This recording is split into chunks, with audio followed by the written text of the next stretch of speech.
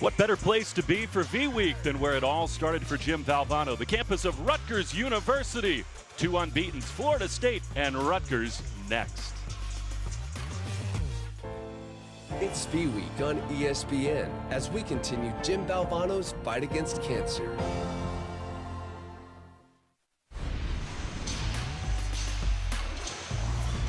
Live from the rack in Piscataway, New Jersey, night 2 with a Big Ten ACC Challenge. Florida State and Rutgers. Syracuse and Virginia got the ACC off to a 2-0 start in night 1. And Florida State comes calling.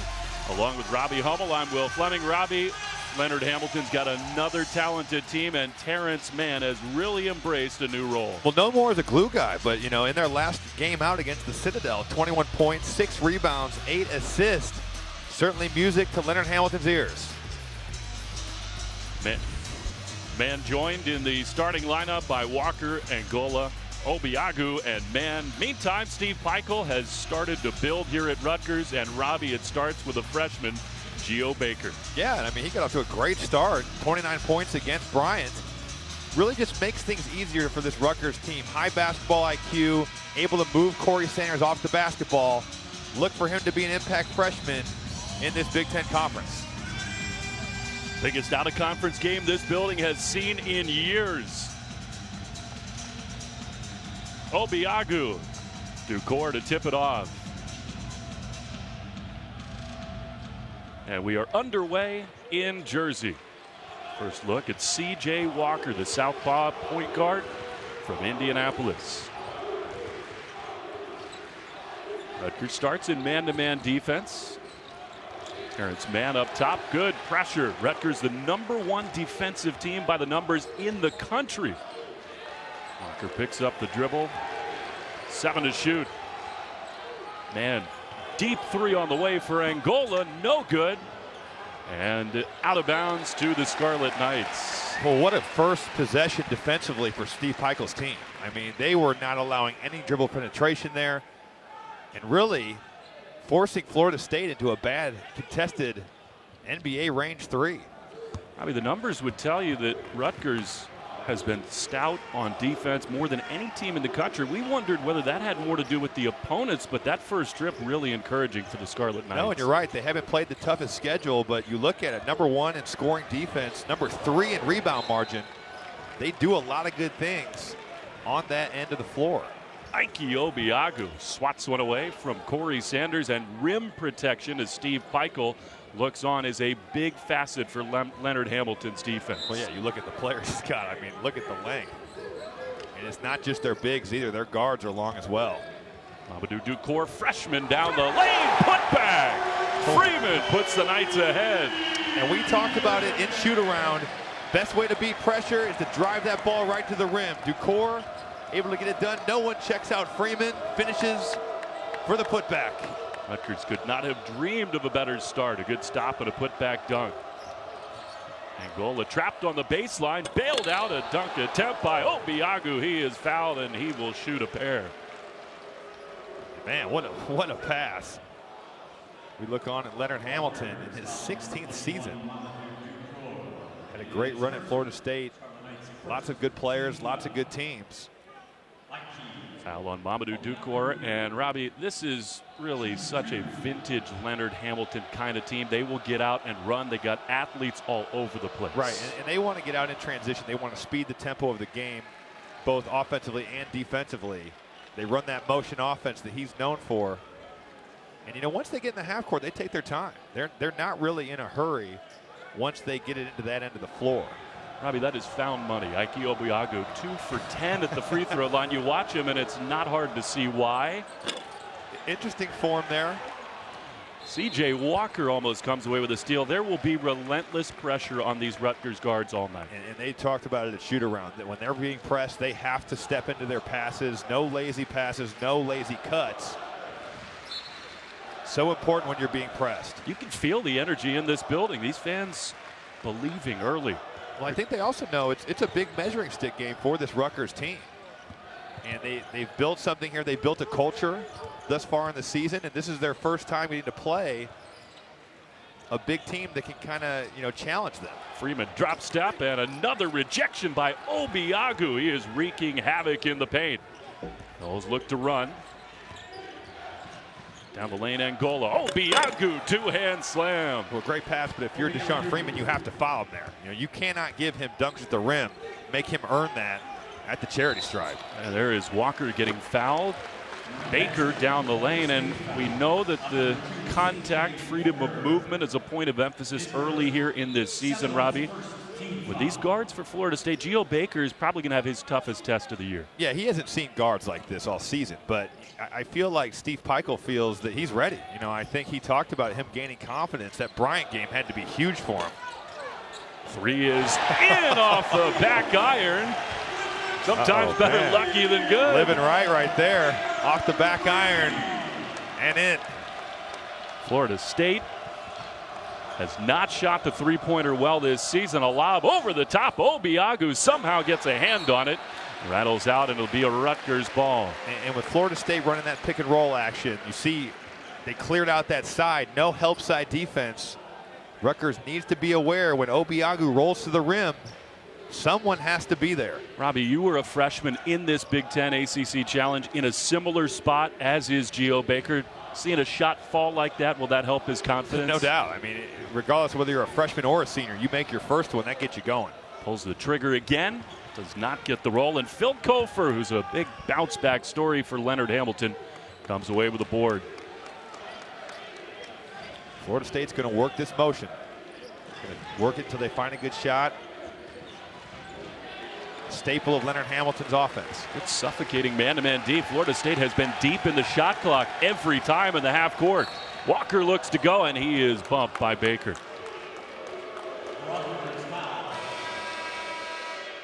It's been straight man-to-man early here, Robbie. You see in the early moments of this game why the numbers paint that picture for Rutgers. They really man up. Yeah, they really guard. I mean, and that's credit to Steve Pikiell. He has instilled a toughness and he's changed the culture for so much better. You look at where this program was 2 years ago, and now they've really got some things going in the right direction. Recruiting has been up. They've got players this season. If you're a Rutgers fan, there's a lot to be excited about here. Shaq Dorson just checked into the game and immediately called for a foul. Arm bar down on the post. Well, he's got two hands on his back, and anytime you do that, it's going to be an automatic foul. Early lead for Rutgers. Florida State lost so much to the NBA. There were questions about what kind of a team they'd be. I think the early answer is they are dynamic. Walker, a wild shot, no good, and a foul. Going for the offensive board. And a big-time block out there by Deshawn Freeman. And Phil Cofer was on his back. And Freeman just not allowing him to get to that rim. Fiandu Kabengele and M.J. Walker, Robbie, another five-star McDonald's All-American recruit, comes onto the floor for Leonard Hamilton. They have reloaded, and Walker has been impressive. Yeah, I mean, he's a big-time scorer. He's got a big-time reputation, and he certainly hasn't let that down early in the season. Shooting the basketball extremely well. It's always interesting to me, though, Will, just to see how these guys, when they come in so highly touted, how they gel. You're having to play within a team concept, most of these guys, for the first time in their lives. But he's done a very good job thus far. Issa Cham, the sophomore from Senegal, gives to Freeman. Going to work on man, baseline. Rattles home. Friendly bounces at home for the Knights early. Yeah, Steve Pikiell likes that. Trent Forrest, more of a defensive specialist, gives to M.J. Walker, and he tumbles to the ground. Geo Baker called with a foul, and that is his second early in the game. And we're going to see Mike Williams right away. Geo Baker just kind of reaching in there. Unnecessary foul. Robbie, I think it's interesting. Tells you what Leonard Hamilton thinks about Geo Baker. The Trent Forrest, their best on-ball defender, comes into the game and immediately checked Geo Baker. Yeah, no doubt. I mean, you look at the start he's gotten off to, but there's certainly a respect level right there. And that offensively, that really does hurt this Rutgers team. Forrest has gotten it going a couple games of late. 18 in his last two as Walker's first look, no good. Batted rebound out to Terrence Mann. Second opportunity. Florida State will crash the offensive glass. And Rutgers has been really good rebounding the basketball, as we see Kevin Gelly right there, roll to the rim, but it's going to be a challenge. Rutgers has rebounded the basketball well thus far, but they have not seen a team like Florida State. Really good feed inside. Noles pull within 2. Sacham turns it over. Good start early for the Scarlet Knights. We're with somebody who's played in this challenge. We'll have a little of that when we return.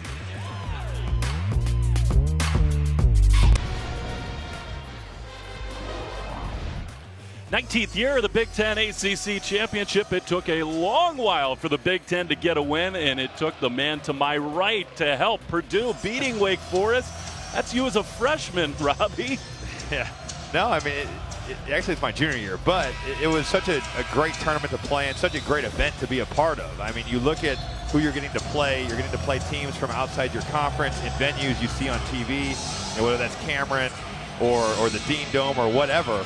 But I have fond memories of looking back on my time in the Big Ten ACC tournament or challenge and getting to see some of the best teams in the country. Good numbers overall. And Robbie, at that time when the Big Ten finally did break through, that meant something to you. No, it did. And we were, the Big Ten as a conference hadn't won one yet going into my junior season. And I remember as a team, we talked before the game, we have to do our part.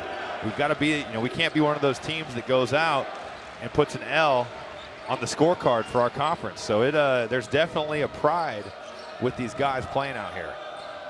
Florida State back to work offensively, and Forrest stepped on the sideline. Well, I've just been so impressed with Rutgers on the defensive end. So far, they really haven't, on possessions where they haven't had breakdowns, they've really made Florida State use clock, and they've done a good job of turning them over. More full court pressure, and Rutgers has handled that quite well. Under 15 to go in the opening half. Up top, 3 ball. Williams is too strong, and Florida State looks to push. MJ Walker. Angola will try for 3. Brick and a rebound. Right to Angola. And to settle things down, Florida State in the half-court set, Robbie, has not looked all that comfortable. No, they haven't been able to get into any rhythm so far. Credit Rutgers. Spin move for Walker, no. And he will foul Freeman. Maybe a little frustration for the freshman. Well, yeah, just a silly foul. And so far, Deshawn Freeman making his impact felt. He's controlled the glass here on the defensive end.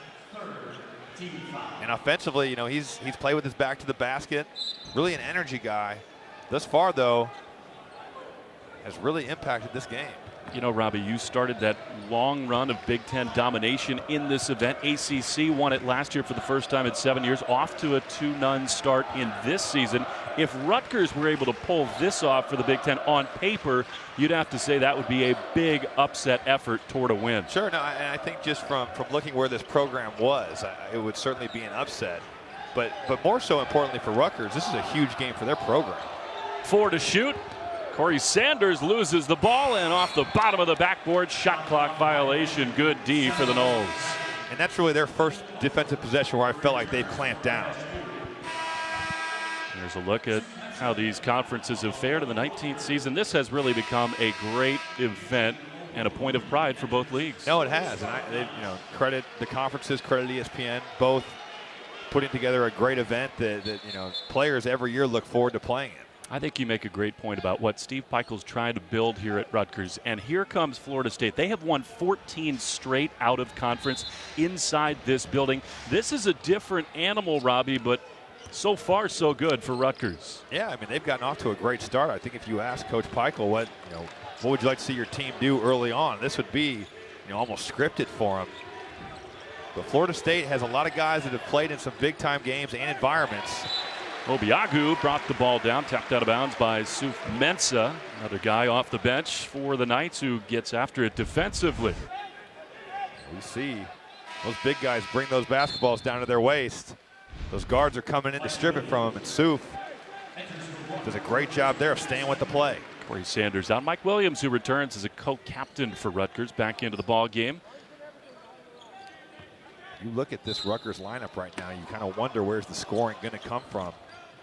Haven't called his name much tonight, but it's going to have to be Issa Chum and Mamadou Decore.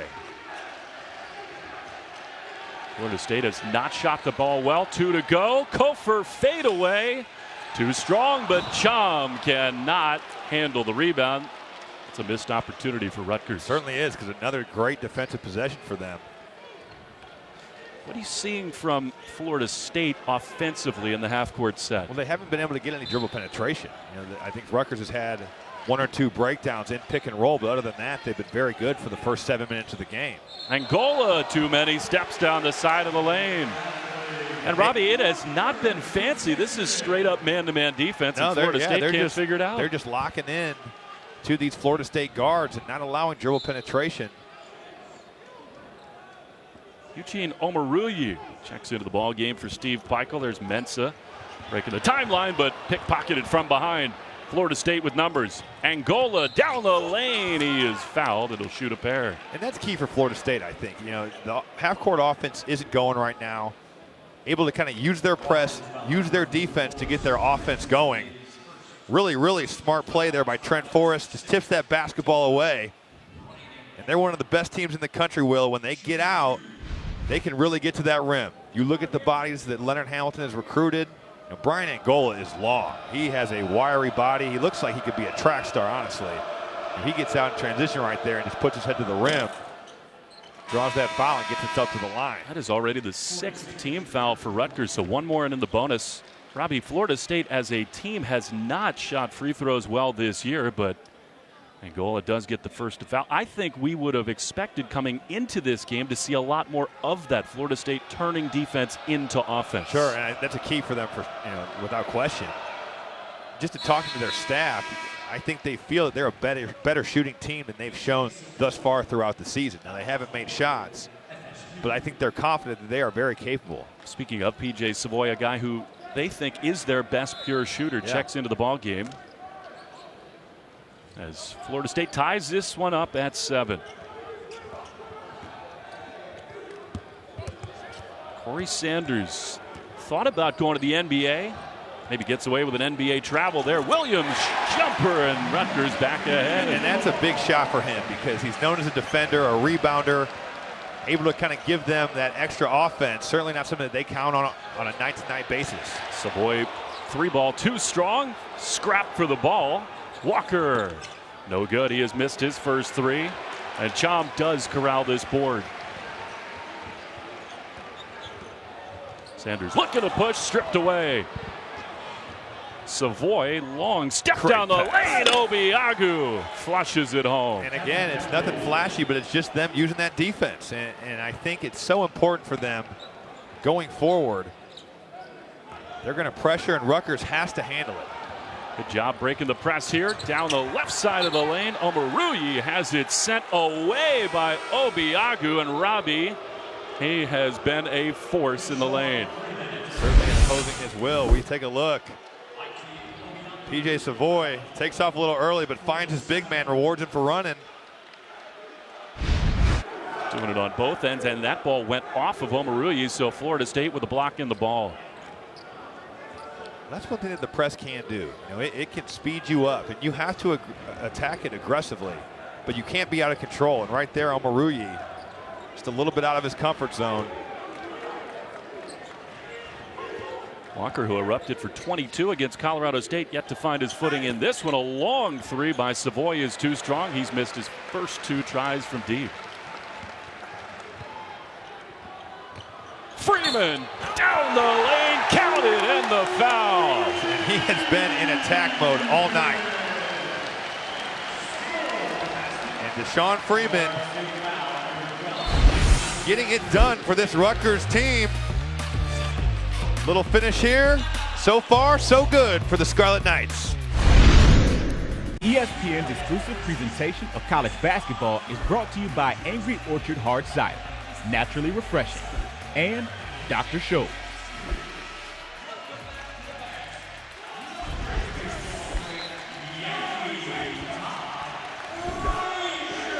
You are watching the Big Ten on ESPN, and so far in Piscataway, so good for the Big Ten. Rutgers leading 11-9 with Freeman off the thunderous dunk at the free throw line.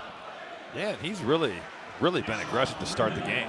I think, coming in here, we thought it would be a lot of Corey Sanders and Geo Baker, but he's taking it upon himself to get the offense going for Rutgers. Now she's in the three-point play. So far, Robbie, Florida State has 3 field goals, all in the paint. They have not made a shot yet from the perimeter. They haven't gotten great looks on the perimeter either. You know, they've really got some good ones underneath right there. Oh. Cofer with authority. That's what he is known to do. Some ankle surgery slowing him down, but Phil Cofer is back. Talk to the coaches around this Florida State team. They say last year when he returned from that injury, he was not himself. He was tentative. Sure. Not the case this year. Well, it's hard. You know, you go through something where you get hurt doing something so simple. Williams for 3. And he's kind of come back, and they said he's so much more comfortable, and he looks so much more comfortable this season. Rutgers with its biggest lead, 15-11. Knocking down shots are the Scarlet Knights. He's going to get open ones. Mike Williams, the guy that teams are probably going to help off of, but he knocks it down right there. And passed up a 3 and ended up traveling down the lane. And Florida State just looks a little out of sync. You know, they have not been able to get it going.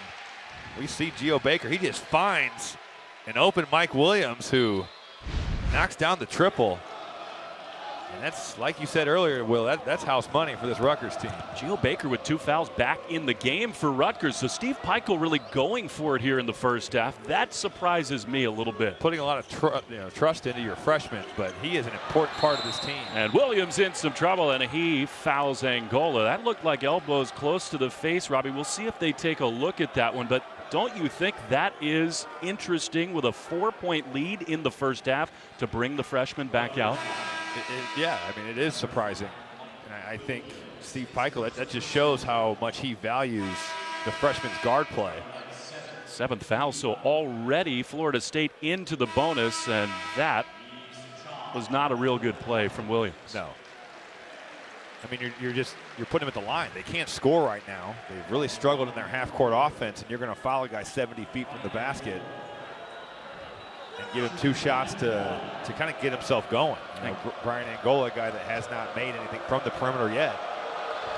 And I always thought, as a player, when I was not shooting the ball well, I wanted to get a layup or I wanted to get to the line. See it go through the net. It's so true. He's now made his first 3 free throws, has Angola. Those are the kinds of things. Early in a game, you got all the energy in this building, a lead. Steve Pikiell hoping that does not swing the momentum. Full press again for Florida State. Back within 2. Here's Baker. Grasped by Angola. A lot of contact there. Freeman misses, and then the putback falls. He is fired up, Deshawn Freeman. Rutgers has an answer after the foul. He's got 9, does Freeman. Turnaround jumper. Kabengele gets the roll.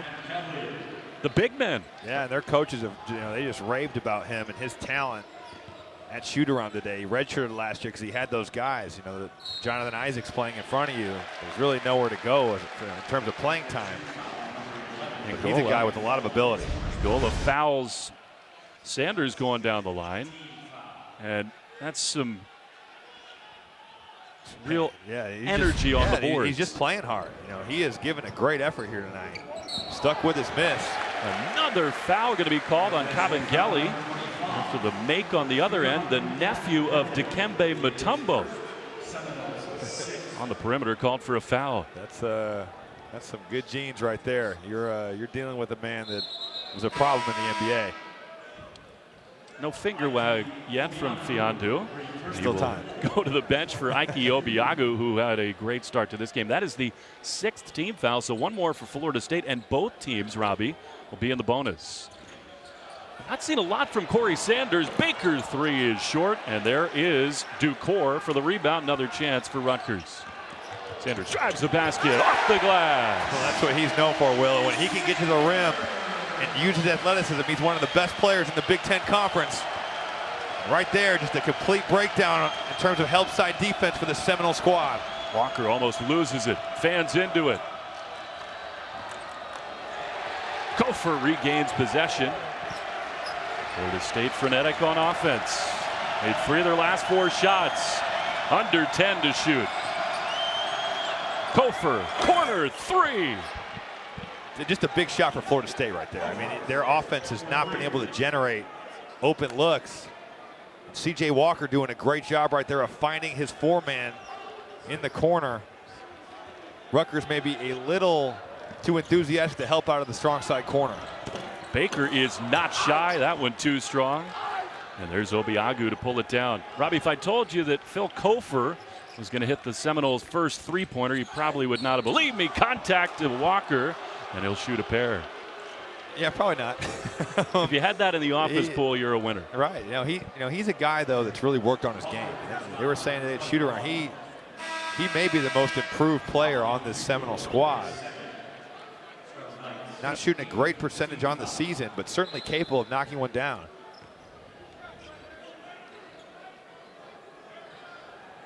Robbie, I want to get back to something you said about Phil Cofer coming back from the injury. That's something you have experience with, and he does look like he is a real confident player. We'll get the first free throw here from Walker. This season, again, it has been a struggle from the stripe for Florida State, but not this minute. C.J. Walker has hit 6 of his first 8. It's the 19th annual Big Ten ACC Challenge. Wednesday, we'll have Michigan taking on the 13th ranked Tar Heels in Chapel Hill at 7:30 Eastern. And then it's #1 Duke in Indiana from Assembly Hall. Going to be another great night of hoops on ESPN and the ESPN app. Robbie, Duke, the story coming into the year, they have lived up to the billing. No question. I think you look at their freshman class, they have guys that are certainly ready for major college basketball. Marvin Bagley, a guy that I think could be the #1 pick in next year's draft. Contact at the mid-court stripe. That's going to be a foul on Terrence Mann. And again, Robbie, after Florida State takes a 1-point lead, they put Rutgers right back on the line. Yeah, just a little over-aggressive there. That's what Florida State does. So it's not a great foul because you're putting them at the line, but you can't ask your guys to press and not be aggressive. It's who they are. So Leonard Hamilton will live with that kind of foul. I think that's one where he'll take it. Just because it's what they do. Zuf Mensah too strong on the free throw. There's Cofer, and he does look athletic and confident on the floor. Walker bounces it off his foot, but regains. There's Cofer. Look at the way that Rutgers defense has swarmed tonight. Can he do it again? He can. Phil Cofer 2 for 2 from downtown, and FSU with its largest lead. He just steps into it there, and a nice hustle play by C.J. Walker. Those are types of plays that win you games. 8-0 run for Florida State. Does that translate to the defensive end? Williams in some trouble. And Florida State has a steal. And again, Robbie, after a turnover, a Mike Williams foul. And that's not a good foul there by Mike Williams. Florida State will march 90 feet down the other end to shoot free throws.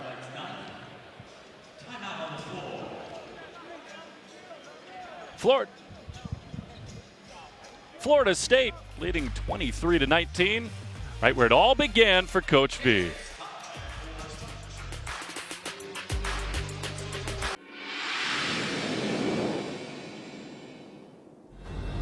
Bob Lloyd's got it into the corner to Valvano.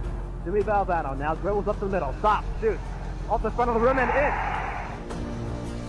I think a lot of people know that Jim Valvano got his start here at Rutgers as a coach. Not many know that he was a star on the court. He led the Scarlet Knights to the 1967 NIT when that event was an enormous deal. That is really cool stuff. The radio call original footage from that 67 NIT. Join ESPN and the V Foundation in the fight against cancer. Visit v.org/donate. All donations benefit the V Foundation for Cancer Research. O'Neal in that form right there. And that is not the man you want to be compared to from the charity stripe. That's has had some difficulty handling the ball. Florida State with a 4-point lead as the Scarlet Knights get into the half-court set. Corey Sanders has been quiet in this half. He is an electric offensive player. Angola draws his assignment on the perimeter. There's Sanders downtown. Well, he doesn't lack confidence, Will, and he's one of those guys where he can miss his last 6 or 7 shots, maybe not have it going on in the night, and he thinks the next one's going in. And He's a very capable three-point shooter, not shooting great on the season, but a guy that's got it going before and is more than capable of going off on any night. Rutgers back within one. And a carry on Angola going down the line. Turnovers piling up for Florida State.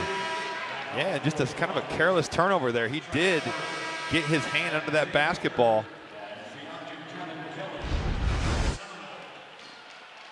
And you don't see that called all that much, do you, Robbie? No, it's kind of gone away.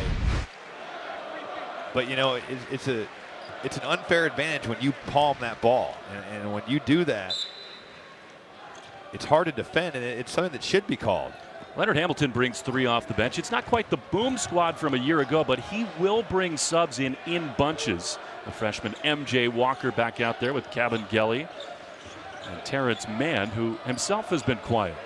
When you play at the tempo that they do, subs are definitely something that's needed. Freeman's been hot, put too strong there, and the rebound for Fiandu Cabangeli. Corner 3 for Cofer. He is perfect from downtown. Well, coming into the game, he might have been a guy that Rutgers was okay to let shoot, but he's made 3 threes tonight. Looked very confident in doing so. He's got 11, and the unlikeliest of sources has gotten Florida State going from behind the arc. Freeman has been the offensive star for Rutgers thus far. Omoruyi down the lane, pass Walker, and one.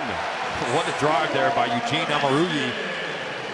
Steve Pikiell told us, you know, he played him last year at the 3, and they've moved him to the 4 this season because he thinks he has a better offensive advantage, but he just puts his head down there and gets to the rim.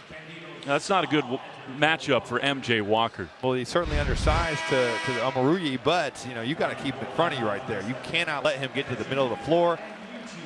And Florida State's help defense has to be there. When there is somebody that gets beat, they have to be there to stop the ball. Steve Pikiell raves about this guy, Eugene Omoruyi. He said he put so much work in the offseason. Most improved player on the team. As you say, they found him a home where he's so comfortable, creates matchup advantages, and completes a three-point play. This is such a heavy lift, Robbie, for Steve Pikiell, trying to get this Rutgers program going in the Big Ten. Last year, 3 wins in conference, their most as a program since joining the league 3 years ago. They got the first ever Big Ten tournament win and off to a great start in this 2017 season. It starts with players like Walker, like Omoruyi, the young kids trying to rebuild the culture. There's Cabangeli, and he will go to the line. Foul going to be on perhaps Sanders, and that'll be his first. I think they're saying he just kind of reached in there. A double bonus for Florida State. That is the 10th team foul. Cabangeli a little out of control. A bailout there for this Florida State offense. Not close with the first free throw, and sort of true to form, Robbie, Florida State has struggled at times from the line. 7 now of 11 after that miss from Cabangeli. Angola's made all of his. The big men have struggled from the line.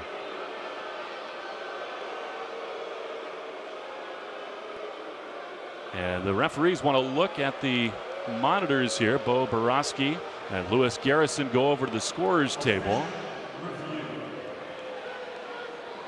Going to review this play. Teams will huddle up in front of the benches. But what Rutgers is trying to build here, Robbie, it's no easy task. Steve Pikiell said he was so struck by the depth of talent on the court. The coaches in this league, you are well familiar with that. They've got a lot of work cut out to get into that upper tier in this league. Sure, and he talked about it. You know, you're going up against guys that have won national titles and won Big Ten championships. And he also talked about it, you know, from a facility standpoint. They're doing their part now to kind of get Rutgers on par with the rest of the league. And I think, you know, the kids that they've had committed, they've got a good recruiting class coming in. Ron Harper's son, in fact, one of them. And they've seen their vision, and they've seen the new practice facilities get built. There's going to be renovations here to the rack. And they went to the monitors there, Robbie, because they changed the foul to Candido Sa, and the fans are booing, but that's a good development for them. Right. He's a guy that doesn't get as many minutes. Certainly much better than a foul for Corey Sanders. Yeah, we were surprised when they held up 3 fingers. Sanders was on the back side of that play, so they get it right. He told the ref, you know, I wasn't even in the play. There is Sa. A bit of a push off. Bulls by 2. To the baseline. Freeman's been the go-to man. Looked like Angola got a piece of that, and it's batted out. Ball will stay with Rutgers.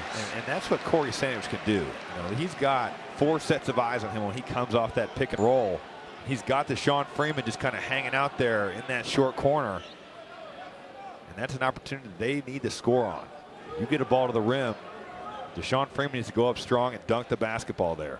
Corey Sanders, the man inbounding the ball, is another guy that Steve Pikiell has raved about his change in attitude.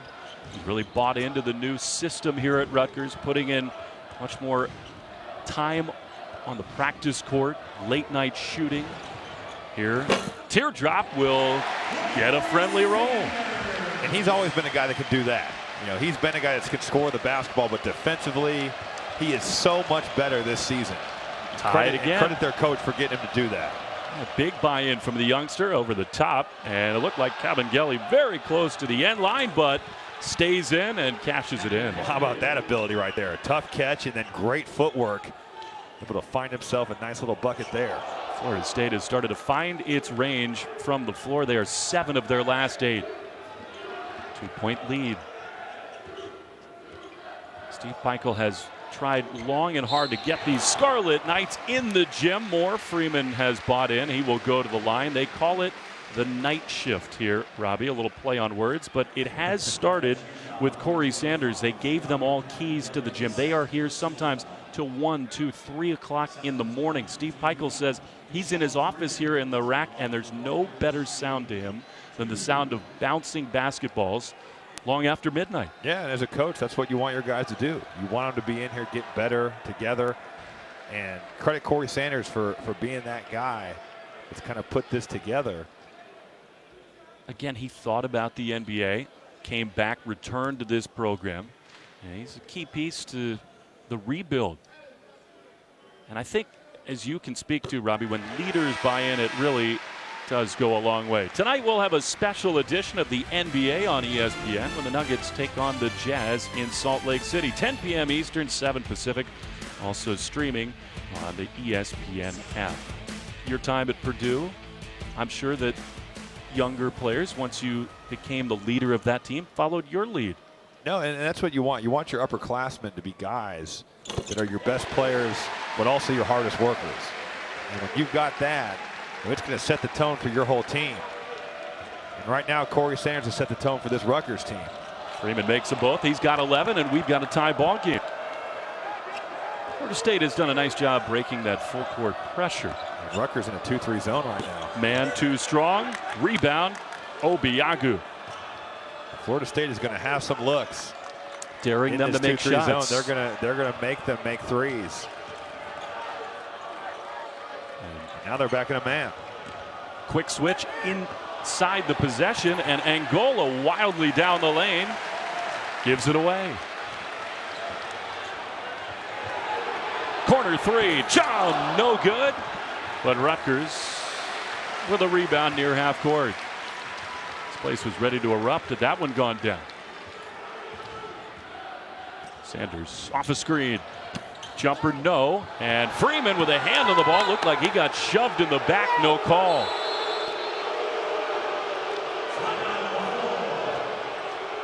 He is pleading his case with the referees.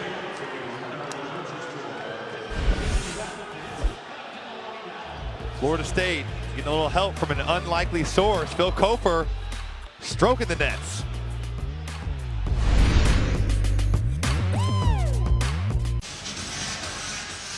Got a good one. Night 2 of the Big Ten ACC Challenge. Rutgers hanging top on their home court, tied with Florida State. Both these clubs, Robbie Hummel, have literally gone to the corners of the earth to find talent. Yeah, and you've seen it more and more here in college basketball as kids that play in Europe and in Africa have decided to kind of come and play college basketball. More so with the Europeans. You know, it's been incredible to me. And I played with some guys that did this as well, but you've seen them go to college opposed to turning pro right away. And it's kind of been one of those deals where they feel that coming over here and getting an education is good for their life after basketball. Some of those guys are going to make enough money to where they never have to work again. But a lot of them, you know, once you get done playing, that degree, when you come over here, is a nice little thing to fall back on. There are a lot of languages being spoken in the Rutgers locker room. It's from 6 different countries. Cofer. Looked like Freeman got a piece of that 3 ball. Rutgers trying to pull back ahead. It is really impressive the way that Steve Pikiell has been able to pull from all over the map to get the talent he needs as Sanders puts Rutgers back ahead. Well, Florida State is going to pressure the basketball, and so far Rutgers, to counter that pressure, just putting their head down and getting to the rim. Corey Sanders with a nice drive. Angola thought about a 3. Disjointed offense. Mann with his first bucket down the lane. And that's what you want from your leader, Terrence Mann. Nice little cut there with the Euro step finish.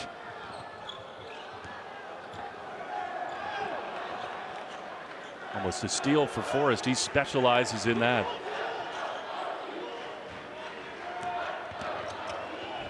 Omoruyi is fouled down low. I think they'll get Forrest on the body as Gene went up for the shot. He'll have a couple of free throws.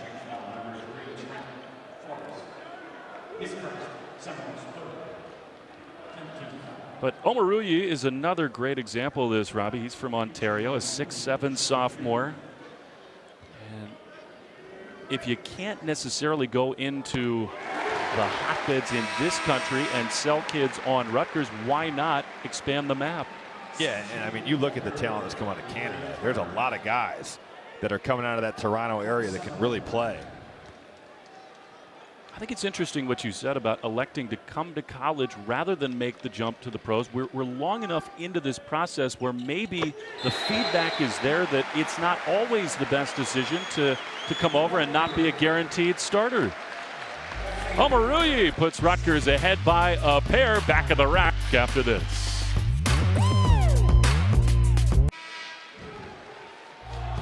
'19th annual Big Ten ACC Challenge rolls on Thursday from the Breslin Center in East Lansing, when the 5th-ranked Fighting Irish take on the 3rd-ranked Spartans of Michigan State. This is on ESPN. It's streaming live on the app. Robbie, Michigan State early in this year has played their own Big Ten ACC Challenge. They certainly have, but they're going to see Bonzie Colson, one of the best players in the country.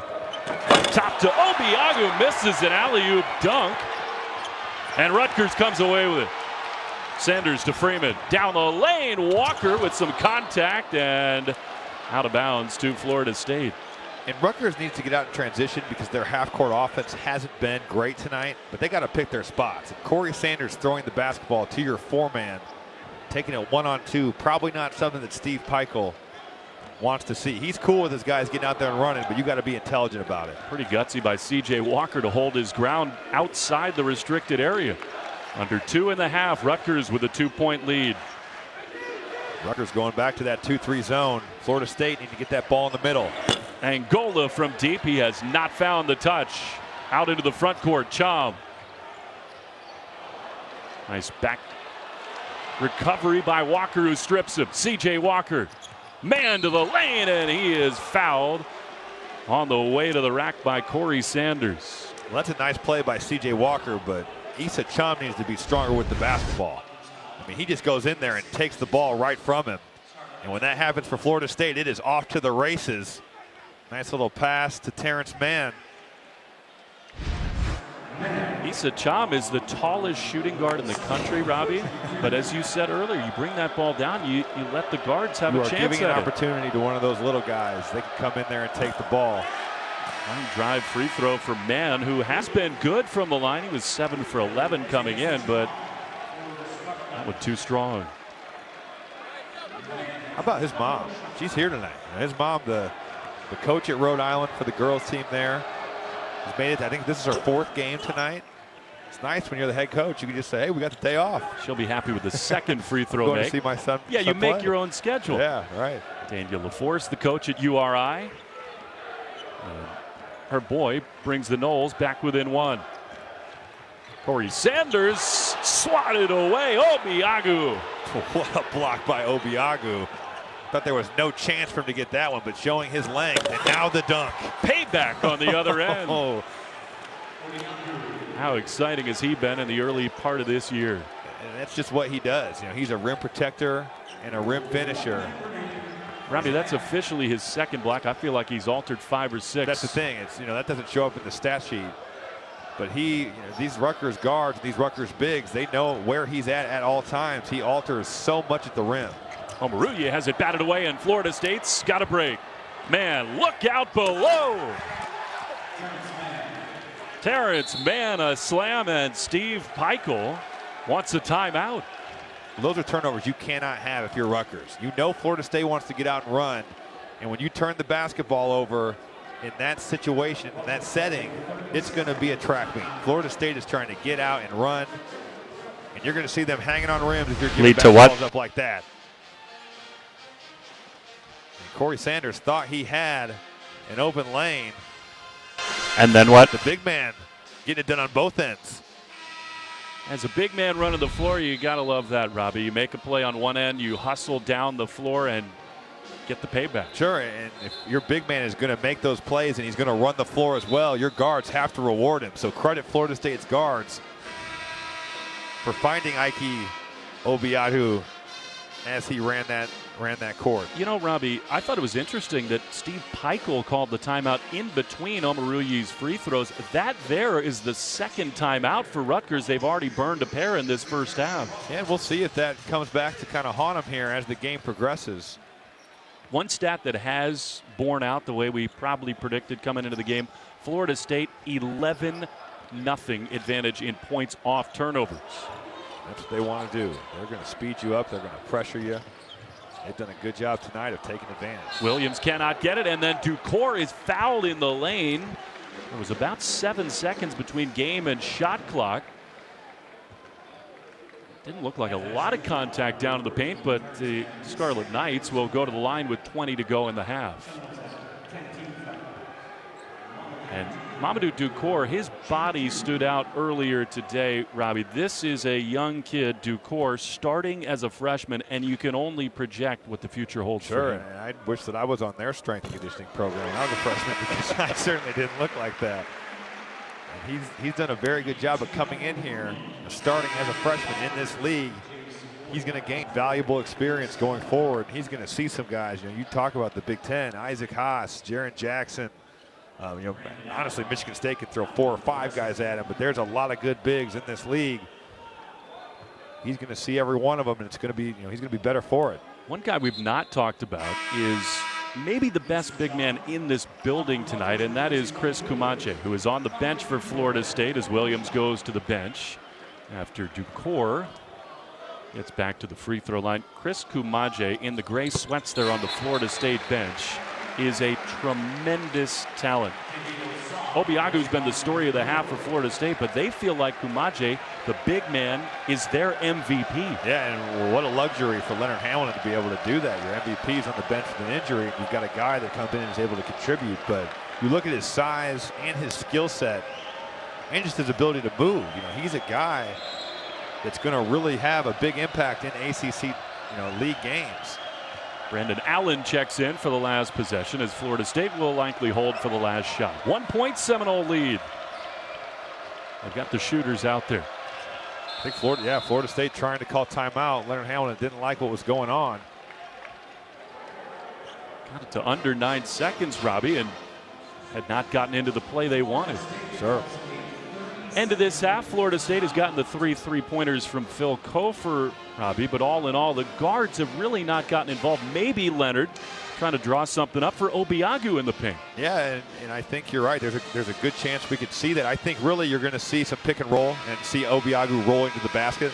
It could be C.J. Walker. It could be Brian Angola. It could be Terrence Mann. Any 3 of those guys are good options.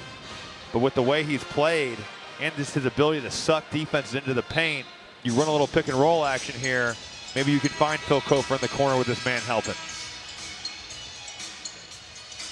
Coming up at the half, we'll have Chris Cotter, Jay Williams, and Seth Greenberg previewing Louisville and Purdue, Illinois and Wake. Look at some of the great community service that these two teams have done, and we'll look back at all the action of what has been a really fun first half. It has seen 6 ties, 5 lead changes, and no team is led by more than 4. See what Leonard Hamilton drew up. Walker, 3-ball, top of the key, no. And Rutgers with the rebound, and that will end the half on a heave from Freeman that wouldn't have counted had it gone. So an exciting opening frame in Piscataway. 1-point lead for Florida State. Big Ten ACC Challenge, early lead for the Scarlet Knights. Florida State found their range, and they lead by 1 at the half.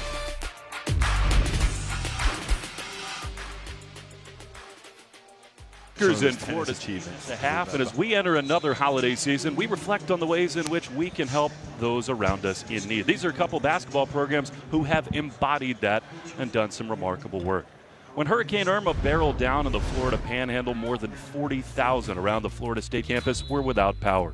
Working in concert with FSU President John Thrasher, who proactively canceled all classes for a week, Leonard Hamilton and his club hosted a meal for their fellow students in the Champions Club at Doak Walker Stadium.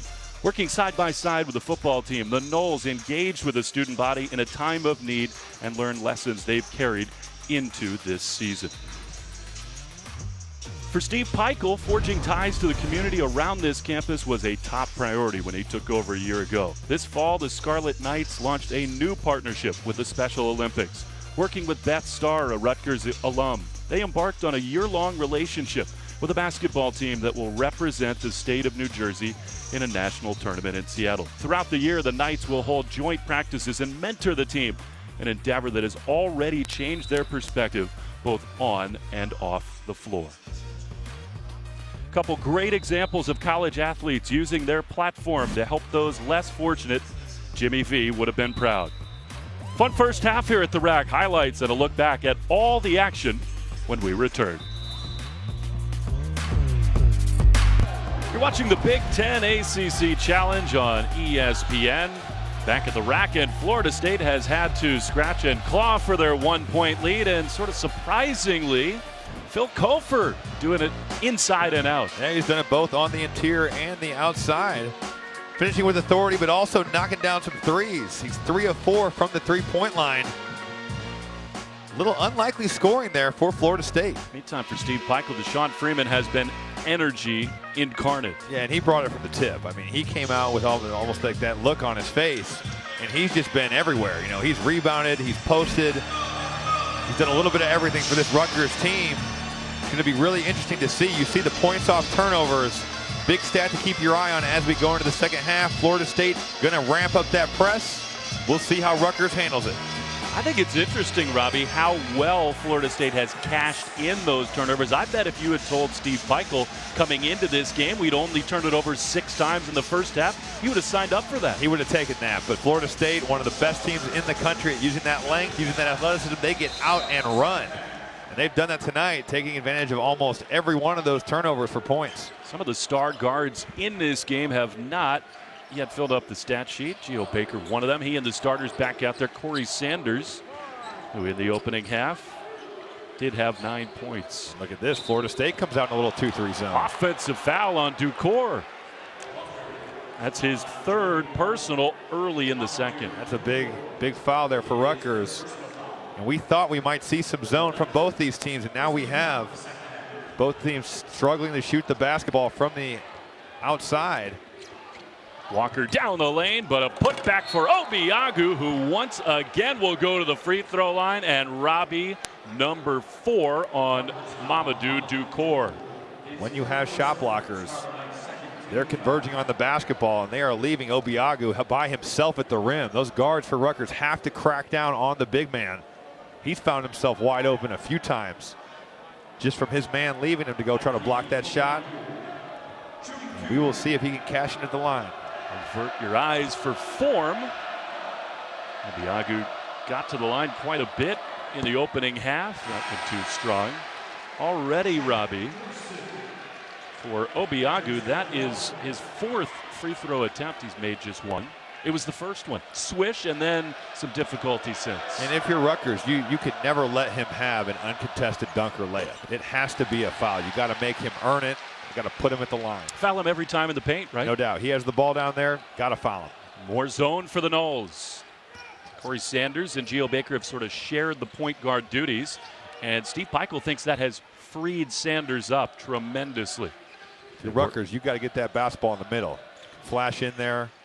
There's gaps in the zone. Then work your way out. Find your guys from the middle. Freeman down the middle. And another shot altered by Obiagu. They're going to say it goes off of Cofer with 1 on the shot clock.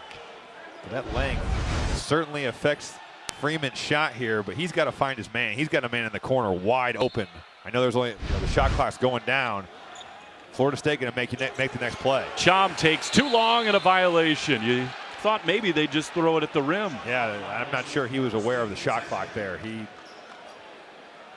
never really looked at the rim. One thing you said before the game, Robbie, I thought was spot on. In order to beat this Florida State defense, attacking on the dribble, make one-on-one plays, and Freeman has had some success doing that. Yeah, there's pressure releases and dribble penetration is one of them. We thought we might see some backdoor action, even some back screens, but really it's been off the dribble tonight. Step back Jay for Manny, cannot find the range. Well, what a block out there by Deshawn Freeman.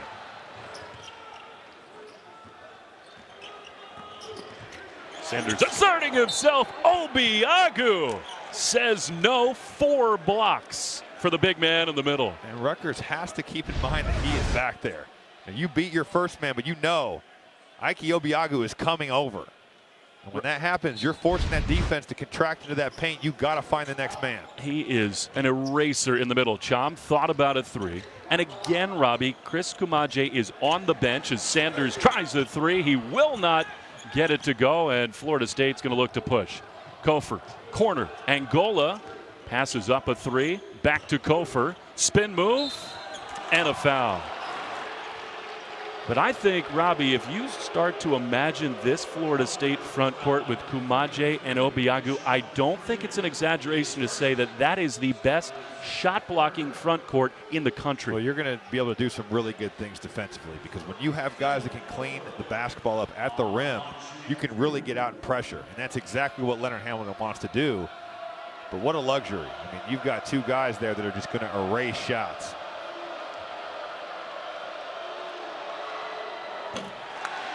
Cofer 3 for 4 from the line of the first half, not close there. And there is Kumaje. And Leonard Hamilton said that not only is he the difference maker defensively, but he's their MVP. He's worked on a hook shot that is almost unguardable. 7'4", the tallest player in the history of this program. Cofer finds the range and puts Florida State ahead by 2. He is a tremendous talent. And off the make, Florida State gets to set up the press, but Rutgers handles it quite easily. Take a look at that middle. It is open. Just got to get somebody to flash in there. Chom finally puts it on the deck. Still outside the arc. Baker, corner, short, and off of Dorson. Florida State ball. I mentioned the middle, and Corey Sanders there doing a really good job of getting some dribble penetration just to that spot. He finds his shooter. Geo Baker a little out of rhythm right now. Steve Pikiell told us, Robbie, that has happened all year long. They've done what they've wanted offensively. They just haven't been able to make shots. Angola misses a 3, and Obiagu is everywhere. Good execution. They just can't find the rhythm from outside. Cofer down the lane. And he finds the bottom of the bucket. And just a good job there by Phil Cofer of using that shot fake. He's made a couple ones tonight, a couple 3-pointers. And when you do that, that Rutgers defense is going to close out with a little more aggressiveness. And he uses that to get to the rim.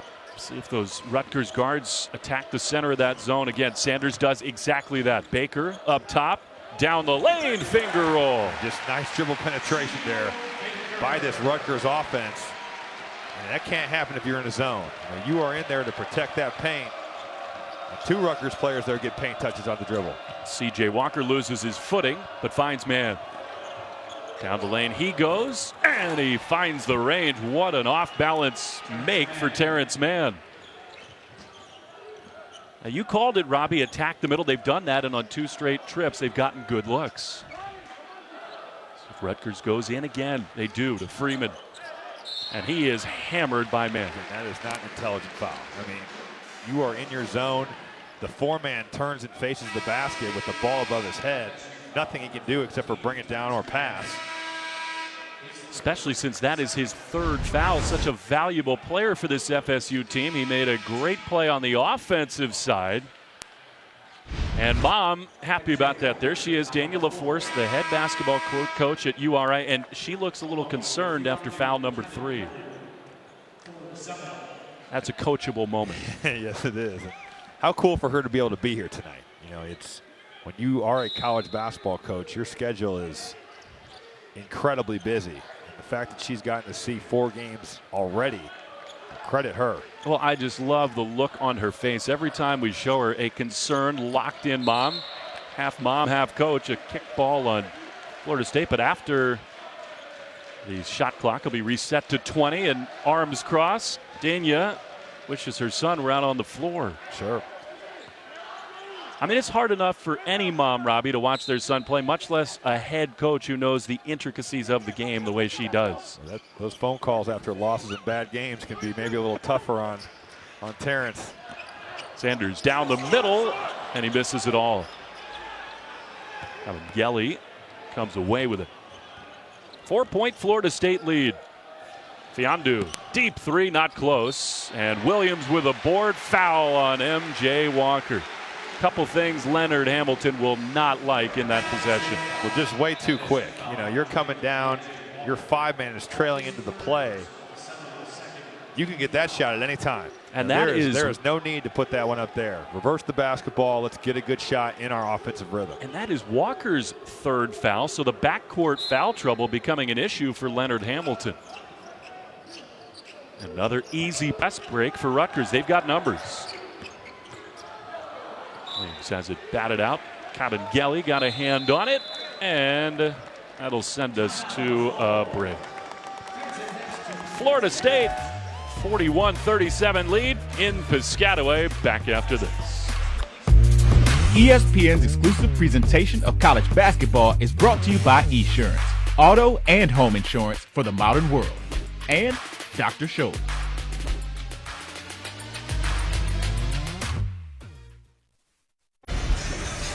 You are watching the Big Ten on ESPN from Rutgers, Florida State with a 4-point lead. This is not the first time these teams have met, although it has been a while. 1967, the Hall of Famer Dave Cowens. It was just his 8th game in college as a sophomore, and he filled up the stat sheet. And on the other side, how about Jimmy V? His first coaching job, an assistant. He also coached the freshman team that year at Rutgers. How's that for some basketball history? Well, you know, 26-18 in your 8th college game for Dave Cowens. C.J. Walker going to be called for a foul off the ball. Of course, that was back in the days when freshmen could not play. That's why Jimmy V had the freshman team. That's such a great part of his vintage speech at the ESPYs when he talked about trying to use Vince Lombardi's speech, and he goes into the freshman locker room and says, "Fellas, think of your families, your religion, and the Green Bay Packers." Those two met in '67 and here in 2017. Florida State with a lead. Geo Baker cannot find the rack, and that is out of bounds to Florida State. And on that possession, Rutgers, you know, coming out of a timeout, I think they forgot to play. They were not on the same page, and Geo Baker feeling the need to go make a play and putting your freshman guard in a tough spot. So is that a product of the young lineup out there for Youth Steve Pikiell? And sometimes fatigue. You know, you'd be surprised just you go into some of these huddles, and sometimes guys just have a hard time paying attention. Angola missed, but Gelly there with a rebound and a held ball will stay with Florida State. I know as a player, it's a bad feeling when you leave the huddle and you think, what play are we running? But it happens more often than you think. Come on, Robbie, never for you. I wish I could say that. How did Matt Painter handle that? He probably could tell some stories there. He said, when I got tired, I would sometimes get a little emotionally drunk. Have a hard time remembering the plays. Emotionally drunk. I love that. Angola, fade away. No. And a rebound in the corner for Geo Baker. That one just kind of fell to him. Lucky he was able to get his feet back in. What a screen. Freeman down low, lays it in. Angola looking for some cobwebs. He might feel a little emotionally That's drunk. where you got to ask your big man, where are you guys at? You have to let me know that screen is there. Eugene Omoruyi. Goodness. MJ Walker trying to get it going. 2-point ball game, trapped in the corner, and fortunate that one found Cofer. Phil will dribble it out and go one-on-one with Freeman. Drop step up and under, uses the rim, but cannot get it to go. And Freeman cleans it up. No foul on a smack in the face from Kabengele. And now from midcourt, they do get the call on Kabengele, his third.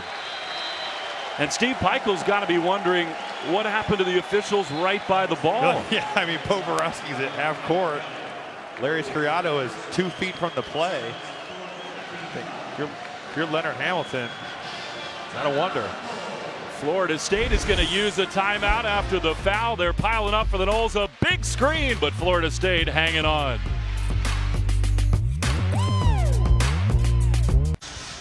Welcome back to Piscataway. Florida State leading the homestanding Scarlet Knights 41-39. And Robbie, as we went to break, a foul called on Mfiondu Kabengele. And on further review, that is a pretty good embellishment. We talked about the international flavor of these teams. A lot of these guys grew up playing soccer. I think that looks like the UEFA Cup right there. No, I think Deshawn Freeman is up for an Oscar after that one. He sold the foul, certainly. And we see the ACC leads the Big Ten 2-0 right now. In games that are going on, the Big Ten leads one and the ACC leads the 2 others. Purdue leads, and Rutgers and Northwestern trail their ACC counterparts. Robbie did not hide the smile on his face when he mentioned that the Boilermakers are ahead early of Louisville. And an up and down year early for Purdue, and David Padgett trying to calm the storm in Louisville, and an up and under Omoruyi and one. Well, just an intelligent play there by Omoruyi, because he catches the ball in the middle of that zone, faces up, takes his time, gives a nice little head fake. When you're going against a shot blocker, that is an incredibly powerful tool. Gets his man in the air and finishes. That is the 4th foul, Robbie, on Kabengele, and all of a sudden foul trouble is an issue for Leonard Hamilton. Finishes the 3-point play. Now, if any team is equipped with the depth to handle these fouls, it is the Seminoles, sure. But those are some big pieces. No, they certainly have some guys right now struggling with foul trouble. Leonard Hamilton going to have to manage that bench. Rutgers back ahead, and Angola turns it over.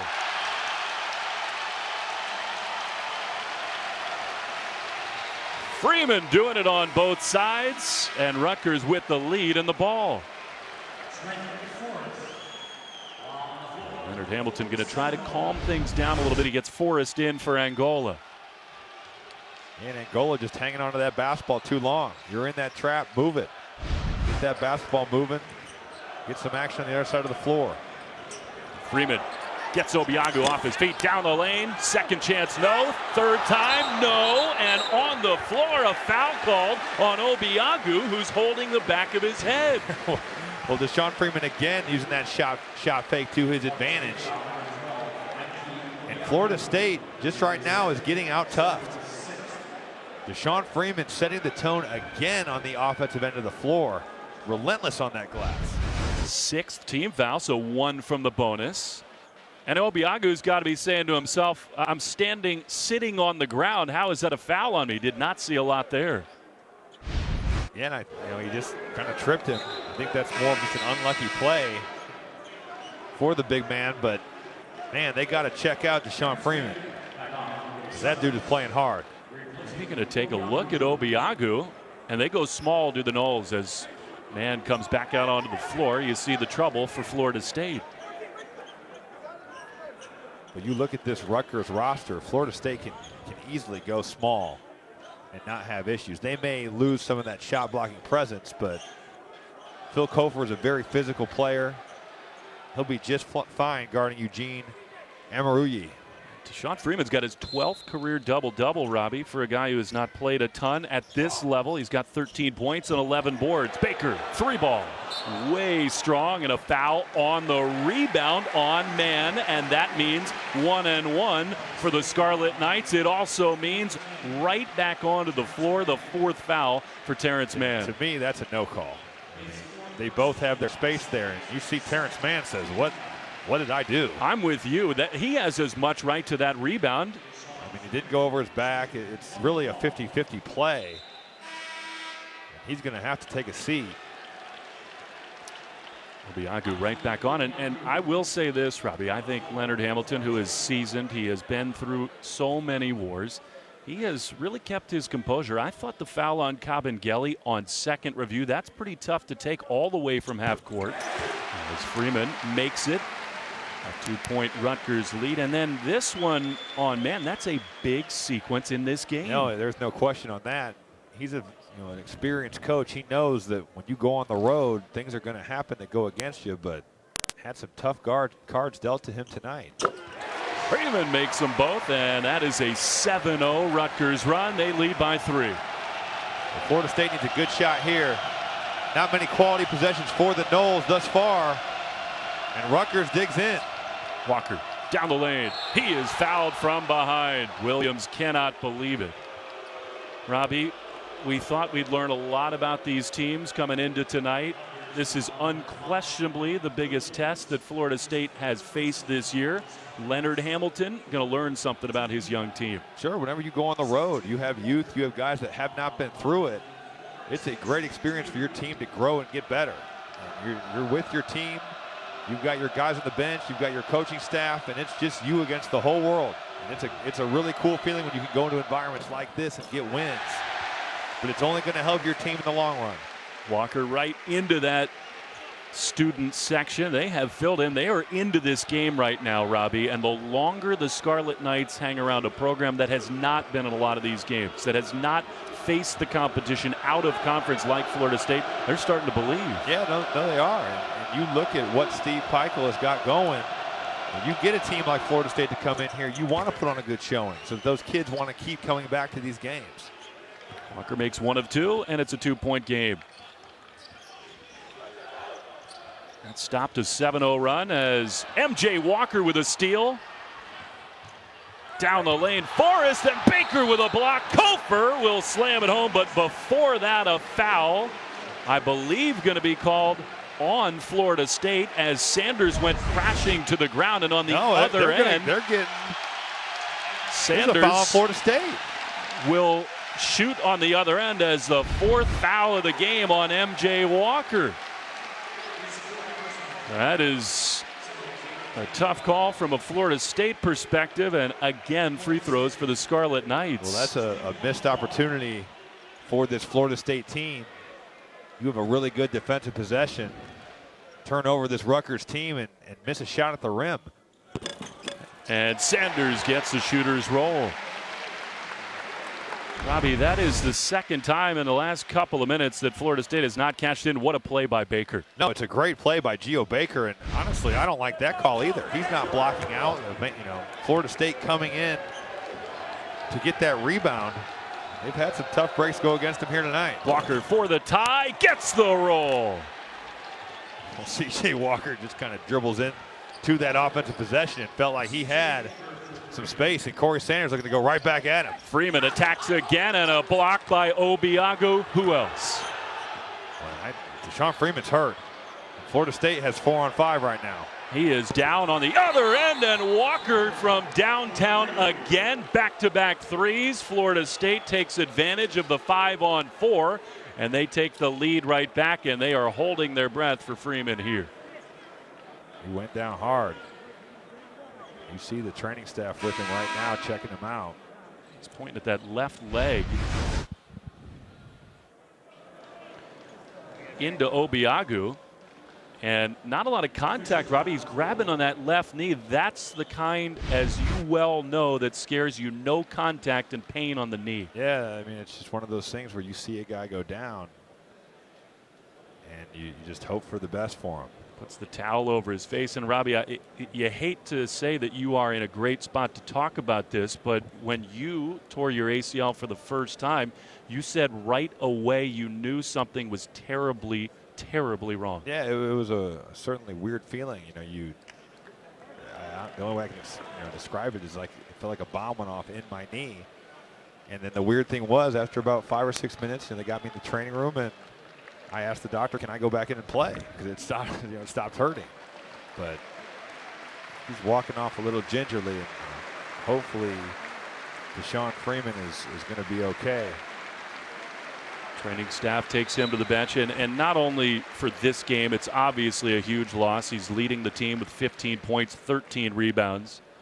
But for their season, this Rutgers team that has really got something going, it's a big loss. You hope that the fact the trainers were looking around the hamstring, the quad, maybe above the knee, you just keep your fingers crossed for that young man. Sure. I mean, he has played so hard tonight, and it's just a shame that he's not going to be able to finish this game.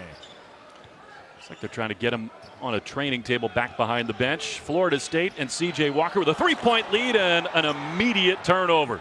Here come the Noles. What a swing in momentum in this game as Geo Baker fouls Walker, and Robbie, C.J. Walker is taking over. He is, but if you're Rutgers right now, you have to kind of weather this emotional storm. You just saw your team leader, one of your your experienced guys, walk off with an injury that you don't know what it is, and when that happens, sometimes teams can get spooked. It is hard to watch your guys walk off, and they really got to compose themselves. But C.J. Walker right now is absolutely getting it done. I can see them go back to a little pick and roll action with him here. He's going to try it again. He is fouled, and the shot will not fall. C.J. Walker, the best free throw shooter on the team, will have 3. Robbie, I think that is such a great point about the emotional haymaker right now that Rutgers has been dealt.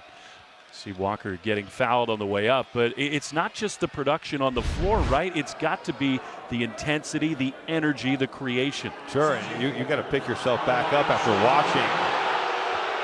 This crowd reacts to seeing that replay, but you got to go back to just get back to the basics. You just watched your guy kind of limp off the floor, and you got to say to yourselves, we got to win this game for him. C.J. Walker now 4 of 5 from the free throw line. He has been steady there. And he himself has willed Florida State ahead.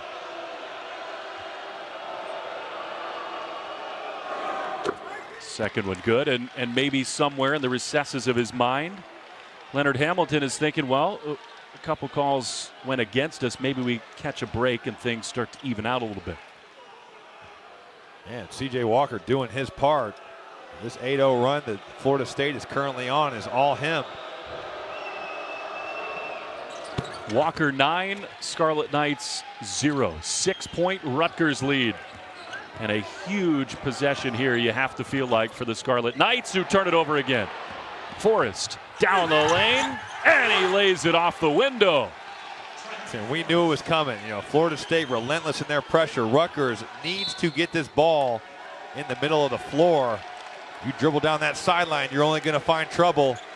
And Florida State thus far has taken advantage. Huge news, though, Robbie. Freeman is back out of the locker room onto the floor. He'll join the huddle here as Pikiell, I think, takes a much-needed timeout. So that is a big story. Freeman is going to be back on the floor when we come back.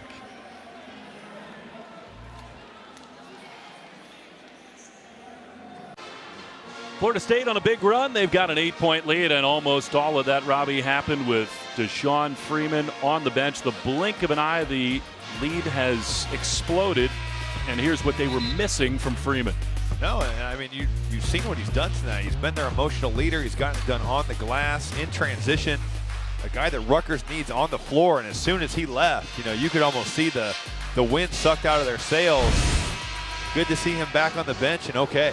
They were working one of those foam rollers on the outside of his left leg in between. Like his IT band or his quad, yeah. Court pressure, again, a big spot for Rutgers. Rutgers has to handle this pressure. And Freeman is at the scorer's table, ready to check back into the game. Yeah, what a great sign to see that if you're a Rutgers fan. Omoruyi attacks. Wild shot goes. Wow, what a finish. I mean, you see those Florida State bigs converge, and a little bit of a circuit shot there from Omoruyi. For a guy who's only been playing basketball for 3 years, that was quite a finish as Walker comes up empty, and there he is on the other end. Suf Mensah and Geo Baker, a couple of young guys who have not to figure in this game. Issa Cham himself cold from the field. At the free throw line, that is not close from Ducor, an empty possession. And his coaching staff did mention earlier today that he's capable of making that 15-foot shot, but you look at the foul trouble he's been in all game, not in a rhythm, maybe not the best time for him to kind of get that 15-foot jumper. I thought Steve Pikiell really showed us something when he talked about Ducor as Forrest puts it home with a left hand. He said, I'm learning this team myself, and I didn't necessarily know that Duke, as they call him, had that 15-footer, so we're going to start to adapt our offense to give him those looks. From the backside, Forrest is really getting involved defensively. And here comes Mr. Freeman. An audible sigh of relief. And here they are working on the big fellow on the bench.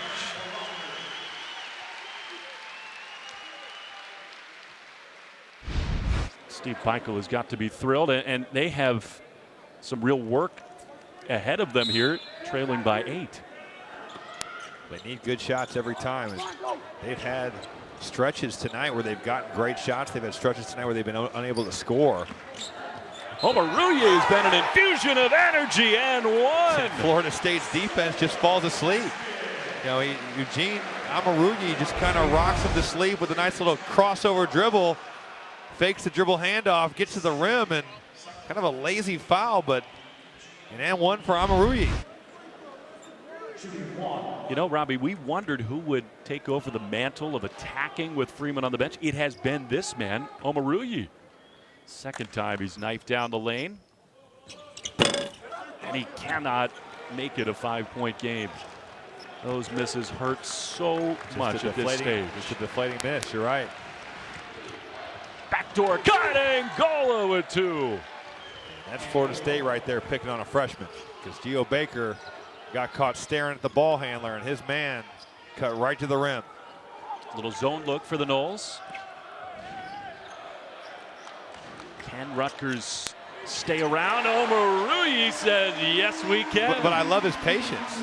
He really takes his time there, surveys the defense, and then just gets to his left hand. 6-point ball game.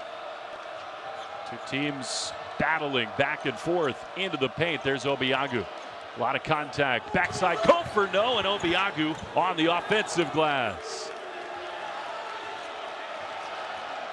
Under 10. Walker. No, and Cofer, that looked awkward. He is down and hurting because he slipped. Here comes Rutgers. Corner, Cham, 3! Well, Issa Cham, not much going tonight, but they find him in the 4-on-5 in the corner, and he knocks it down and gets this Rutgers fans back in the game. I would say they are on their feet, and Leonard Hamilton is going to call a timeout. Robbie, the shooters had not found the range. They picked a perfect time for a big one. And Rutgers had that 5-on-4, and it's Omoruyi again, finding Cham, who's all by himself, and he cuts this lead to 3. Now, I think you got to go back to the energy from Eugene Omoruyi, Robbie. This was a club that was searching for offense, and he single-handedly kept Rutgers in this game. He kept him afloat after that Deshawn Freeman injury.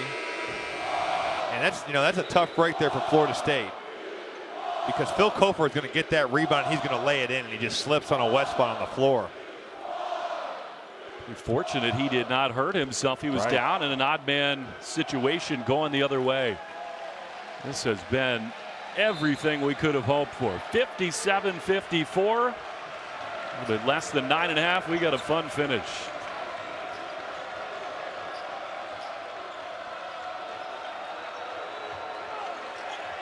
Angola fouled by Baker, and for Geo Baker, that is his 4th foul. Robbie, you don't want to say the stage too large for this young man. He's had a tremendous start to his Rutgers career, but I would say he has at times looked like the freshman that he is. Yeah, that's a learning experience. You know, you're a freshman, you're in your biggest game so far in your career. Maybe a little bit better crowd, bigger atmosphere than you're used to. You're playing on national television. And he's had some moments tonight, but he's also looked like a freshman. And, you know, that's to be expected. It's a hard jump to go from your senior year of high school to all of a sudden you're playing against grown men, 20, 21, 22-year-olds at the collegiate level. He feels a little better now that Angola misses the front end of the 1-and-1. Still a 3-point game. Robbie, I thought you told a great story about your first experience in an environment like that as Sanders throws it over the backboard. It'll be Florida State ball. Duke came to town, and you and Purdue were sort of blown away by their composure, right, their force in this kind of a situation. It was my sophomore year, so I'd played a good amount of games by that time, but they showed us that we were not ready for prime time. You know, it was one of those deals where after the game, we knew we were not on Duke's level, and they showed us what it meant to play hard. But it was a learning experience, and it helped us down the road because we won games later in that season and later on in our careers that we learned a lesson there. Rutgers in the cauldron here. Corner three for Cofer. It's a good offense by that Seminole team. You know, you see them getting in the paint and redriving the basketball, finding their shooter there. And he has had a great night shooting the basketball. That is his fourth three-point basket. Well, he's shooting it with confidence, though. You know, he is stepping into these shots, getting good looks, and knocking them down. Stretches the lead to 6. Can Omoruyi answer? No, he cannot. Not close, and Cofer cleans it up. I doubt that's the shot that Steve Pikiell wanted.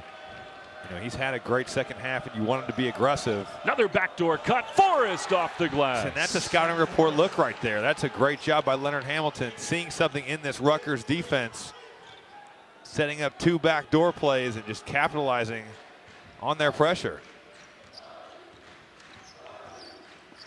They have gone backdoor twice and cashed him in. Is Obiagu going to be called for a goaltend? This time, too good to be true for Obiagu. Well, when you face pressure defense, it's either dribble penetration or backdoor cuts. And right now, Florida State taking advantage.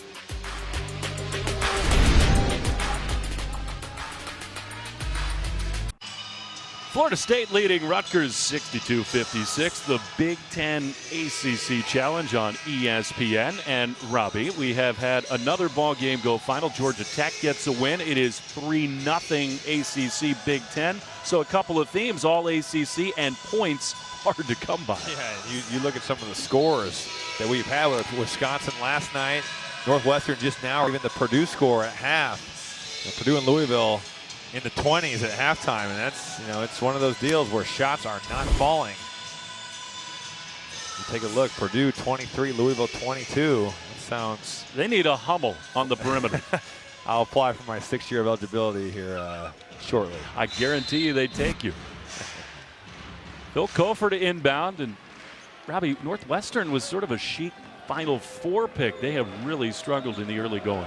And to me, it's one of those deals where they accomplished a goal that they've had for so many years. You make the tournament, and then it happens, and it's almost like a what now feeling, and you can't let that be the case. Alley-oop to Obiagu, but Omoruyi breaks it up.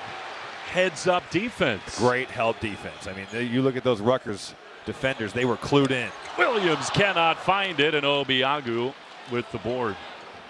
That would have blown the lid off this place. As it is, Florida State a 6-point lead. Noles trying to do their part for the ACC. Has won the first 3 of this challenge. Some heavyweights still to come in this great tournament. Cofer off balance, gets it to go. But what a patient possession. They ran a couple pick and rolls. Did a great job of finding the man in the weak side corner, and Phil Cofer continues to make plays. We watched this Florida State team in shoot-around today talking about the tendencies of Rutgers. Charlton Young, the assistant, former head man at Georgia Southern.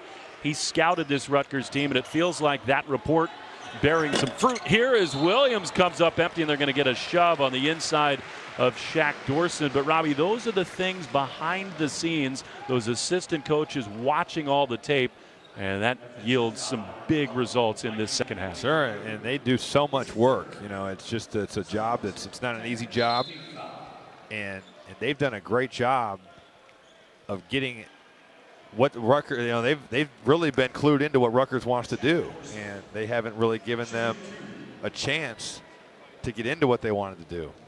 10th team foul, so Dorson will shoot 2 free throws here. 5 for his first 11 this year, and misses down the stretch. Neither of these teams on paper, Robbie, good at the free throw line. They are going to be so critical in a close game like this. Yeah, those freebies, they hurt when you don't make them. Is that the kind of thing in those shoot-arounds, Robbie, where you're locked in enough to retain all that information? Yeah, you have to be, because if you want to come out and have success, it's vital that you follow the scouting report. Good teams do it. If you want to be a good team, you follow those directions and you play the right way, good things are going to happen. A little pressure as Forrest picks up the dribble in the backcourt, but they do break the timeline.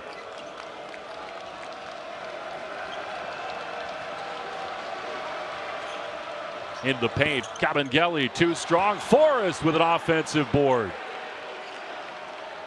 Rutgers in the 2-3 zone, and when that's the case, you can fly in there for rebounds. Got to find a man and check out. Gives Florida State another opportunity to score the basketball. Collision in the paint, offensive foul. Omoruyi planted some roots, and Angola crashed into him. A tough night for Brian Angola continues. That's a play there where you got a jump stop, hit that guy in the corner. The defense is completely committed to stopping the basketball. And he just runs Omoruyi right over. And Angola is one of the 3 seniors on this roster, Robbie, and he has been out of sorts tonight. And a lot of whistles. That is the 40th foul of this game. A lot of free throws the rest of the way. Corey Sanders, razzle, dazzle. Oh, he just misses the finish, but he will shoot 2. Corey Sanders has a lot of ability and a lot of athleticism. He showed both those things right there. You know, I thought he was really good in terms of energy in the first half. He has kind of faded into the background in the second half. Much, yeah. He's not been able to get anything going here in the second half, and he's a guy that Rutgers needs. Robbie, you were a pure scorer. When it gets to this time of the game, crunch time, close, if you're Corey Sanders, do you get the sense, I got to go right here? Well, you don't want to hunt bad shots, but you want to take good shots within the offense. I think you certainly feel that pressure to score the basketball. But for Rutgers to win, he has to score, especially when Geo Baker's not having the kind of night that they had hoped. Corey Sanders needs to be that guy that gets something going offensively for him. Back within 5. Crowd behind them.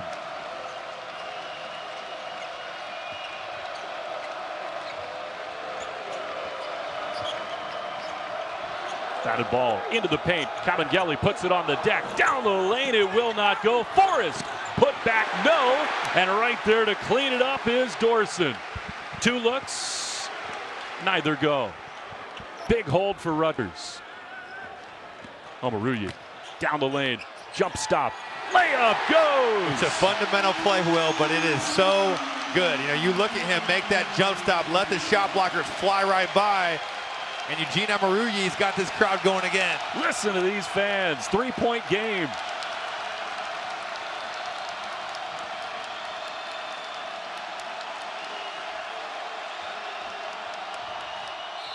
Walker and 1. Every time, Robbie, this game has gotten close, it has been C.J. Walker. He has had the answer all night, and he just whips Corey Sanders right off the bounce. And what a finish with his right hand there. Offhand finish for C.J. Walker. Avoids the defender and draws the block. Has an opportunity now for the and 1. But you're right. Every time Rutgers has made a move here in the second half, it has been C.J. Walker who's answered the bell. He's got 14, 12 of those in this second half. Another great prep product out of Indianapolis, such a basketball-rich city and state. Played at Arsenal Tech with Trey Lyles. And he has shown up big time in this second half. They know how to play, you know what I mean? I think we do. Completes the three-point play. Present company included. In the state of Indiana, Robbie, I know there's an ongoing battle between the teams inside Indianapolis and out. Yeah, I mean, it's a great basketball state. You look at what high school games draw there. It's an incredible place to play high school basketball. Baker back out there with 4 fouls, and he turns it over right away, Forrest, and that is that for the freshman Geo Baker. Yeah, Trent Forrest just kind of jumping out in that passing lane. And Geo Baker's tough night is going to end with him fouling out after turning the basketball over. Yeah, I think this is going to be one they are going to do a lot of teaching around for Geo Baker. It's just it's a lackadaisical pass, and he's going to learn. As a freshman, these are teachable moments. You're going to get better from experiences like this, but it's tough. It's tough when you're seeing your first real competition on the season. Trent Forrest will shoot his first free throws tonight. He's 6 of 9 on the young years. Freeman checks back in, and that'll do it for Geo Baker. He didn't quite realize he'd fouled out of the game. Robbie, you talk about the inexperience for Geo Baker. Heat of the moment, he turns it over, he's frustrated, but you just compound the mistake by committing that foul. Right, and he just puts Florida State right back at the free throw line. It's tough. He's trying to stop the break. I think there's a good chance he maybe thought he only had 3 fouls. Forrest cannot pay it off, and Omoruyi with the rebound. That's a big miss. Still a 6-point game. Under 4 we go. This zone is causing havoc. They are in these passing lanes and kind of stagnating this Rutgers offense. Omoruyi dribbles it off his foot. 3-on-2, and that is on the floor, and Omoruyi picks it up and calls the timeout. He's just been an energy guy all night, and he dives in that floor, makes a smart play there, calling timeout. But on the offensive end, kind of losing his mind right there. It's hard for these young guys when they're in that situation. Florida State by 6. Back in Piscataway, if you've come for Illinois and Wake, well, we're just having too much fun in Jersey. That game is airing now on ESPN News. We'll get you right to that at the conclusion of this one, but some drama between now and then. 6-point Florida State lead. Robbie, who are you looking to for offense in this big juncture? Well, right now, Florida State going with a little 2-3 zone look. Got to get that basketball in the middle. You can fan out and find your shooters from there. Sloppy pass, but Freeman aroused. 5 on the shot clock. Short and on the ground. Omoruyi all over the basketball, and in the meantime, they're going to call a violation, that hit the front of the rim. That definitely hit the rim. We're going to have a long review here, you would think, and then no possession had been established. The arrow is with Rutgers. You would assume that after all of that, it will be a held ball, and they'll give the basketball to the Scarlet Knights. Right. Robbie, how do you miss that? It hit the front of the rim. I'm not sure on that. Great call by Leonard Hamilton coming out of that timeout. Going a little 2-3 zone. Rutgers not handling it well. They end up with the basketball in their 4-man's hands. Freeman's got to jack up a shot. They're really fortunate that did hit the rim, and I thought Mamadou Ducour probably could have picked up his 5th foul right here. I mean, that clearly changes direction. Again, I just don't know how you miss that one. Right, I'm not sure either. Again, it is Bo Borowski and Lewis Garrison at the table to make sure that it did hit the rim. But again, no team established possession thereafter, so their only course of action is to award the held ball possession to Rutgers. And as you say, Robbie, a frazzled possession. In the end, that's a pretty good big break for the Scarlet Knights. No, it is, because they had nothing going on that possession. And if you're Steve Pikiell right now, you've got to have something drawn up for whether they go 2-3 or man-to-man, because you cannot have empty possessions at this point in the game. And they're continuing to discuss this. That you see on the replay, the ball clearly hits the rim with 3 seconds to go on the clock. And I don't think you could ever say from a replay, Robbie, that there was possession of the basketball before the violation was called, because it looked like only one hand on the basketball. Right. No, I'm not sure what they're looking at. because it's really cut and dry. Both teams trying to find that out. Maybe some clock issues here too. Bo Borowski directing traffic over at the table. Again, seated on the floor, one hand on the ball, and they are going to, in the end, do exactly what we thought they'd do, which is say it was a held ball, no possession, Rutgers basketball. And definitely a break for this Rutgers squad. It's just a 6-point lead. You know, it almost feels like it's more than that with the kind of the atmosphere in this building.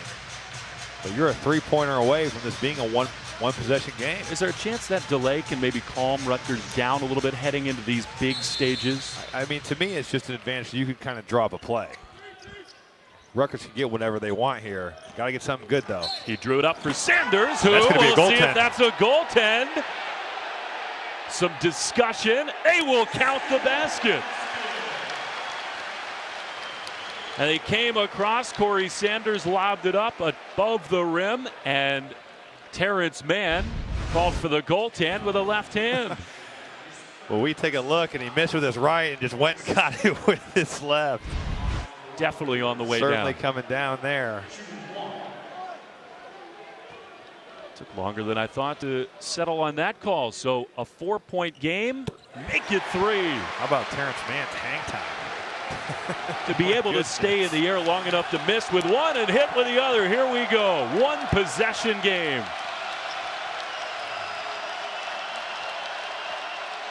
All night long, it's been C.J. Walker in these kind of spots.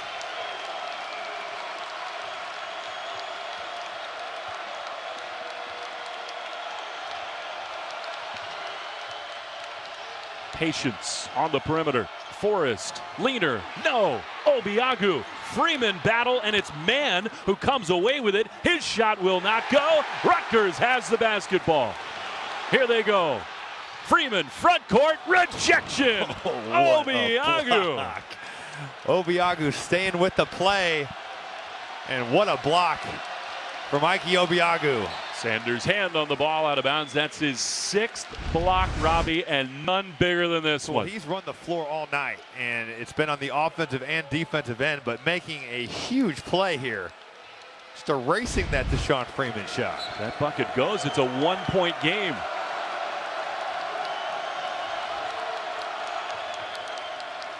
Cofer comes to the rescue. Now they settle it down with Walker. C.J. Walker again. Well, he is in complete control in that pick and roll right there. I mean, he just gets right to where he wants to go. And Rutgers never impacted him with a hedge or a switch. Omoruyi on the other end, another jump stop and another finish. And he's done it all night. You know, I mean, he has done such a good job of getting into that paint, letting those shot blockers fly by. And Rutgers fans imploring their defense for a stop here.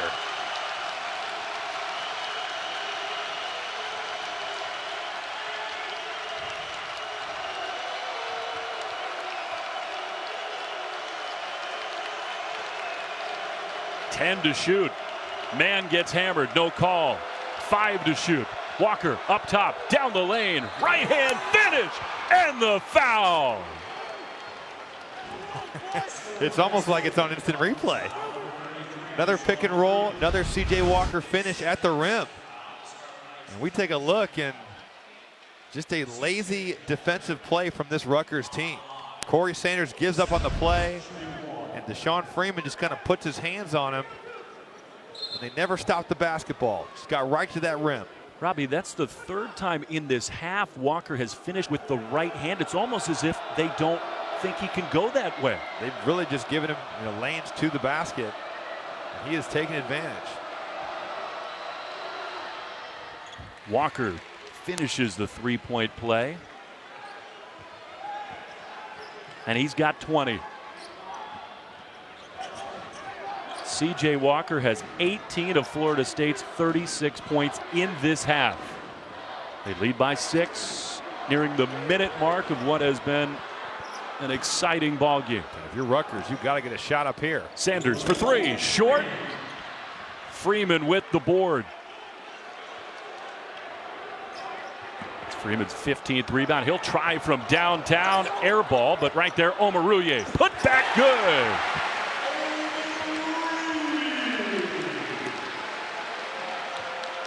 It's the Walker and Omoruyi show. 4-point game. Trapped is Forrest. He gets it out to Walker. Noles have numbers, but they will, I think, wisely back it out. That's the sign of an intelligent team that's been through the wars right there. Very smart play there to back that out, go to the line, and try to ice this one away. For Omoruyi, that is a new career high, 20 points. And Coach that's Pikiell, impressive. he wasn't lying. You know, he said this guy has gotten a lot better. And tonight, you know, he's a little undersized. He's listed at 6'7". We talked about shooter. I'm not sure he's all of that, but he has really impacted this game in the paint. There's something to be said for that with the bodies that Florida State throws at you.